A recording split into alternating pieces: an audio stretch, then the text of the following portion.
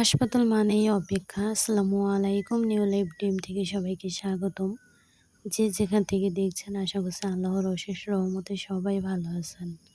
আলহামদুলিল্লাহ আমিও ভালো আছি। এই অপেক্ষার প্রতিটি মিনিট যেন মনে হয় এক একটি ঘন্টার মতো। ঘড়ির কাঁটা চলে ঠিকই কিন্তু মন থেমে থাকে। সময় আর কাটে না। বসে থাকতে থাকতে একটা সময় গিয়ে বোরিং ফিল হয় আমাদের। সবার ক্ষেত্রেই হয় জানি, কিন্তু তারপরেও কিছু করার নেই। রিপোর্ট নেওয়ার জন্য তো বসে থাকতেই হবে। আমরা এখন রিপোর্ট নেওয়ার জন্য বসে আছি। শুধু আমরা না, আমাদের মতো অনেকেই আছে।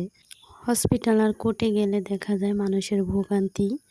এখান থেকে ওখানে, আবার ঘন্টার পর ঘন্টা অপেক্ষা, কিন্তু সময় আর কাটে না। আমাদের ক্ষেত্রেও সেম। তো এইখান থেকে রিপোর্ট নিয়ে এখন আমরা অন্য হসপিটালে যাচ্ছি। সেইখানেও আমাদের কিছু রিপোর্ট আছে, আর সেখান থেকে রিপোর্টগুলো নিয়ে তারপরে আমরা ডাক্তারকে দেখাবো। এখন আমরা যাচ্ছি, তবে লিফট দিয়ে নামা যেত, কিন্তু যে লিফটটা অনেক উপরে উঠে গিয়েছে, তো নামতে নামতে অনেক সময় লাগবে। ততক্ষণে আমরা ২ তলা থেকে নিচতলায় যেয়ে চলে যেতে পারবো। তো ওই কারণে আর দেরি করিনি। এমনিতেই অনেক বেশি রাত হয়ে যাবে। আর এই তো এখন আমরা অন্য একটা হসপিটালে যাচ্ছি। ওইখানেও আমাদের ২-৩টা রিপোর্ট আছে। তো ওই রিপোর্টগুলো আবার সন্ধ্যা ৭টায় দেওয়ার কথা।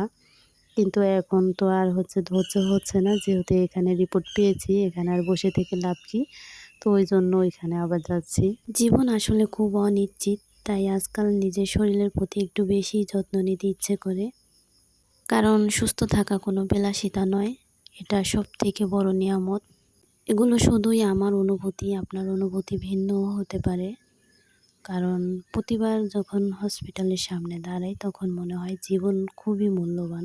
একটা সময় ছিল যে এখানকার কিছুই আমি চিনতাম না, আর এখন এমন হয়েছে যে এখানে যদি আমাকে রাতের আঁধারেও ছেড়ে দেয় আমি বেরিয়ে আসতে পারবো। কারণ চলাফেরা করতে করতে আসতে যেতে এখন অনেকটা পরিচিত হয়েছি মানুষের সাথে। না, আমি নিজেই একা অনেকটাই সাহস জুগিয়েছি কিভাবে চলতে হবে, কিভাবে আমার নিজেকে সব দিকে প্রেজেন্ট করতে হবে।